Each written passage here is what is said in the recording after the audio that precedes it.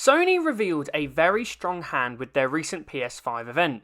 After months of silence, the PlayStation company came out swinging for the fence in the hopes of hitting a home run. However, Microsoft are waiting in the field with their upcoming showcase in July. So are Microsoft able to learn from this high quality showcase in order to catch the ball at the fence and fire back at Sony? We're discussing all this right now.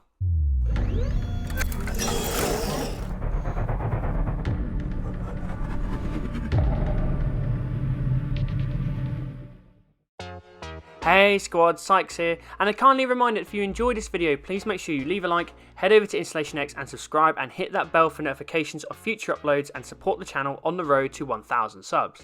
So a little disclaimer before we begin. This is the first time I'm talking about Sony or PlayStation at any length here at InstallationX. So I am by no means a PlayStation expert, as someone who is an Xbox gamer and fan, and as someone who runs an Xbox channel, so bear with me here if you are a PlayStation fan. I'm also not about to bash Sony and PlayStation either. I'm not all about that console wars BS, so if you've come here looking for that, you will be left disappointed. My objective is to look at what Sony was able to do with their PS5 event and see if Microsoft are able to learn any lessons from it ready for the July showcase or further into the future. Now, my first impressions after watching the whole PS5 event was that I thought it was a very strong event and they did a good job. I don't think it was this amazing 10 out of 10 showcase that gives no room for Microsoft to respond. There is plenty of positives Microsoft can take from this event. So what did Sony do really well? The first thing that springs to mind is the presentation. With all the current restrictions due to the COVID-19 pandemic, Sony did a brilliant job of putting together an E3 level conference together with crisp, clean and professional presentation. What really stood out was how Sony was able to get all the developers on screen in the same format, all with the same sleek black background, and minimising their talk and allowing the games to do the work. Everything felt well placed and put together and gave the show a unified feel, and not just seeing individual developers and personalities on webcams in their home office or their living rooms. Another nice touch were also the different variants of the triangle, circle, cross and square graphics. This added a unique touch, although I felt they were used a little too frequently and got annoying towards the end. The other big positives were obviously the games that were shown, in particular the big hitters. Spider-Man Miles Morales kicked things off properly, followed closely by a lengthy look at Ratchet and Clank Rift Apart. That, hold your breath folks, featured actual HUDs-up gameplay. Can you believe it? The showcase then ends on a high with the reveal of Horizon 2 Forbidden West and of course the big reveal of the actual PS5 console, which surprisingly will have two SKUs, with a standard version and a digital version, which has had the optical drive removed. A whole host of accessories were also showcased, including a charging dock for up to 2 DualSense controllers, a headset, HD camera and media remote. So where have Sony left gaps in their armour for Microsoft to exploit? Well, the first for me is around messaging. Microsoft has committed to being very open and transparent about various policies such as backwards compatibility and smart delivery, alongside revealing games that are either fully exclusive, console exclusive or timed exclusives. Interestingly, Sony has not done any of those things. Sony are very good, even though I don't agree with it, at making you think that every game they show that clearly isn't an obvious third-party IP, such as NBA 2K, is a PlayStation exclusive. Only when you go digging on the internet do you find out that that is not the reality.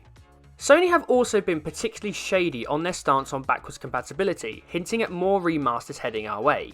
They have also been very quiet on whether games will be optimised up to 4K 60 frames per second. This is something Microsoft has been very vocal about with its optimised for Xbox Series X tagline and focusing on those games from second and third party publishers and developers. Sony on the other hand announced that everything streamed during the PS5 event was at 1080p 30 frames per second, even though 4K 60 frames per second streaming is available. There's also been very little mention of which games will run at 4K 60 on the PS5, leaving many to believe that a number of games on the PS5 will target 4K 30 and not 4K 60 that Microsoft has been heavily pushing. All the messages that Microsoft have been giving off so far, in my view, are the right ones, which they need to double down on and put pressure on Sony in these areas. Sony did this massively when Microsoft were dropping the ball on so many Xbox One policies, with Sony essentially publicly ridiculing them at points. So this time around, Microsoft needs to take an aggressive approach in these areas around backwards compatibility and frame rate and resolution. The second focus is gameplay.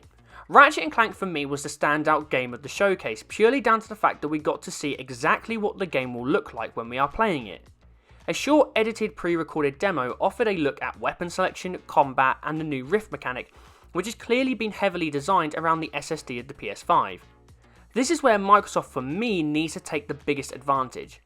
They need to show as much actual heads-up gameplay as possible for as many first-party exclusives as possible beyond just Halo Infinite, which will be the main launch title for the Xbox Series X. Gameplay is king, and Microsoft needs to get some goodwill back from the fans who felt a little burnt by the promise of gameplay in the May Inside Xbox showcase. This leads me into my final point, which Microsoft needs to throw the proverbial kitchen sink at Sony and show as much first-party content as possible. We need to see more of Hellblade 2 from Ninja Theory. We need to see more of Everwild from Rare.